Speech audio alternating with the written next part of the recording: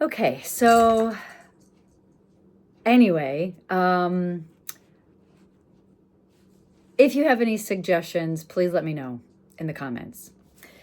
I, excuse me, went to the mall yesterday and did not do my reading for Advent Day 13. I was really tired. So this is reading is 1 Samuel 17, 12 through 51. Whew, a long one. It is Jesse. And you know what's funny? I see it inverted, but then when I watched the video, it was not backwards. And so I probably made comments before that it was backwards, but to you guys, it's not backwards. Hello. Whoopsie. So it's day 13. Sorry, I'm just so froggy. Okay, so 12 through 51. This is a long one. Okay. 51. I'm just finding where that is. Okay. All right, so 12. Now, David was the son of that Ephraimite of Bethlehem, Judah. I'm going to try to read Ephrathite. Okay, so now David was the son of that Ephrathite of Bethlehem, Judah, whose name was Jesse, and who had 8 sons. And the man was old, advanced in years, in the days of Saul. The 3 oldest sons of Jesse had gone to follow Saul to the battle.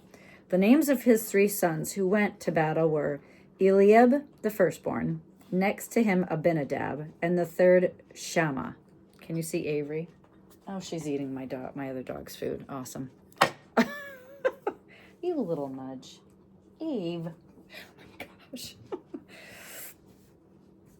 All right. There's always shenanigans when I try to read. When that happens when you have 6 animals. Okay. David was the youngest, and the 3 oldest followed Saul. But David occasionally went and returned from Saul to feed his father's sheep at Bethlehem. And the Philistine drew near and presented himself 40 days, morning and evening.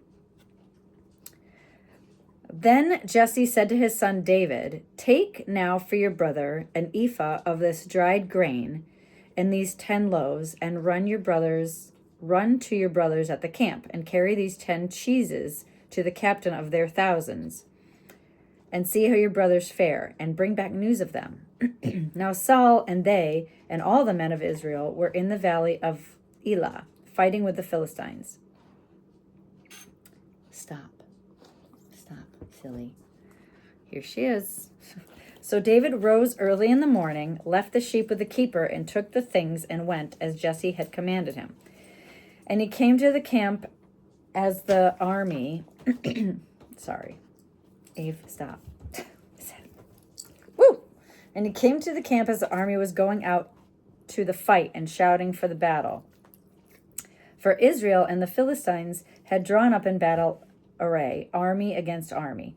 And David left his supplies in the hand of the supply keeper, ran to the army, and came to greet his brothers. Then, as he talked with them, there was a champion, the Philistine of Gath, Goliath by name, coming up from the armies of the Philistines. And he spoke according to the same words. So David heard them. And all the men of Israel, when they saw the man, fled from him and were dreadfully afraid. So the man they're talking about, Avery, sit. Hey.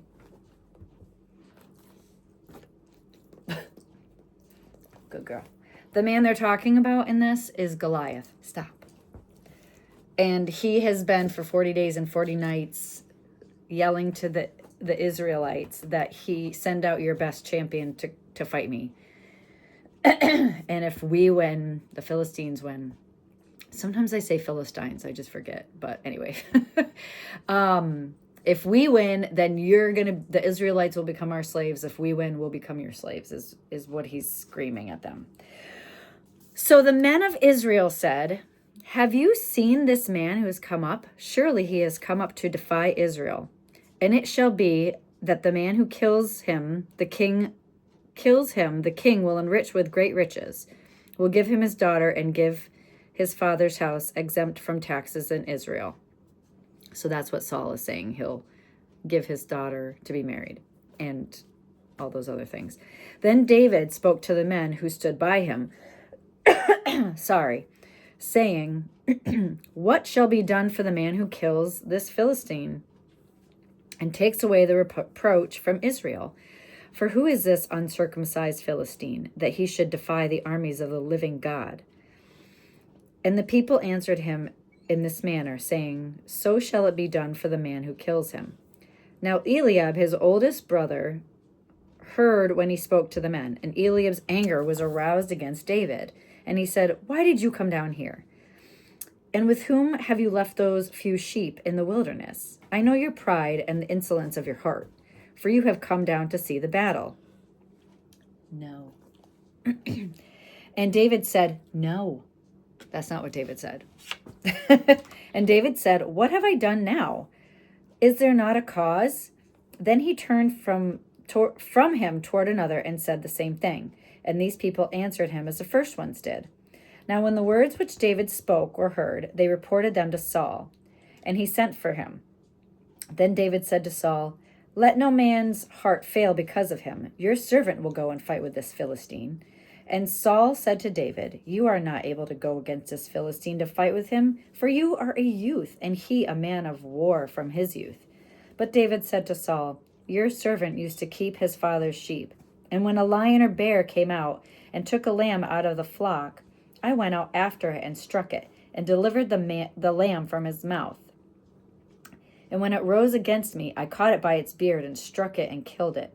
Your servant has killed both lion and bear, and this uncircumcised Philistine will be like one of them, seeing he has defiled the armies of the living God.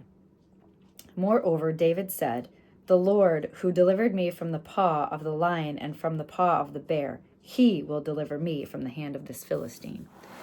And Saul said to David, go, and the Lord be with you. So Saul clothed David with his armor, and he put a bronze helmet on his head. He also clothed him with a coat of mail. David fastened his sword to his armor and tried to walk, for he had not tested them. And David said to Saul, I cannot walk with these, for I have not tested them. So David took them off. Then he took his staff in his hand, and he chose for himself 5 smooth stones from the brook Tiki. Oh, honey, it's okay. Hold on. And put them in a shepherd's bag, in a pouch which he had, and his sling was in his hand. And he drew near to the Philistine. So the Philistine came and began drawing near to David. And the man who bore the shield went before him. And when the Philistine looked about and saw David, he disdained him, for he was only a youth, ruddy and good-looking. So the Philistine said to David, am I a dog that you have come to me with sticks? And the Philistine cursed David by his gods. And the Philistine said to David, come to me, and I will give your flesh to the birds of the air and the beasts of the field. Then David said to the Philistine, you come to me with a sword, with a spear, and with a javelin. But I come to you in the name of the Lord of hosts, the God of the armies of Israel, whom you have defied. This day the Lord will deliver you into my hand, and I will strike you and take your head from you.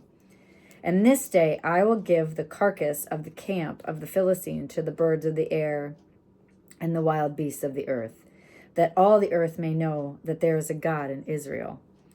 Then all this assembly shall know that the Lord does not save with the sword and spear, for the battle is the Lord's, and he will give you into our hands. So it was, when the Philistine arose and came and drew near to meet David, that David hurried and ran toward the enemy to meet the Philistine. Then David put his hand in his bag and took out a stone, and he slung it and struck the Philistine in his forehead, so that the stone sank into his forehead, and he fell on his face to the earth. So David prevailed over the Philistine with a sling and a stone, and struck the Philistine and killed him. But there was no sword in the hand of David. Therefore David ran and stood over the Philistine, and took his sword and drew it out of its sheath and killed him and cut off his head with it. And when the Philistines saw that their champion was dead, they fled. And in my Bible, it has, sometimes I talked about the word wealth and things like that. And so one of the things it has is praying the word.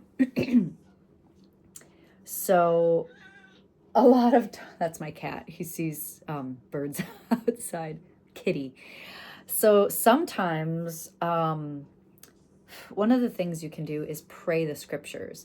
So a suggestion that I have had in the past is like take Psalm 23, for example, and put your name in where it says, it'll say, the Lord is my shepherd, I shall not want.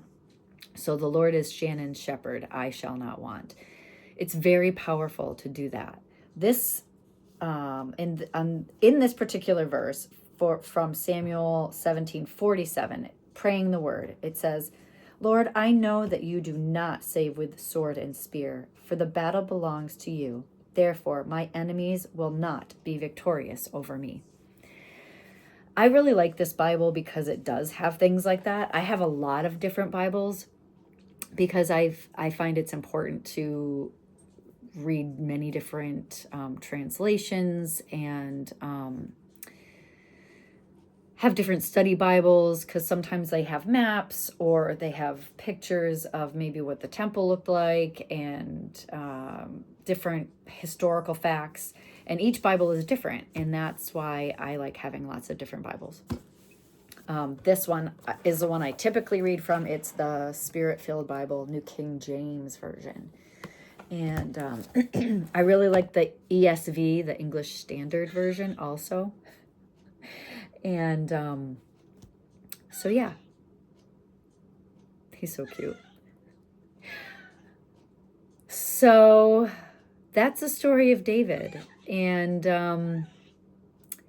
I really like that story. And a lot of people, even if they're not familiar with the Bible, know of David and Goliath. So I hope you enjoyed today's reading, and I will be back and do the reading for this evening as well. Thanks for watching.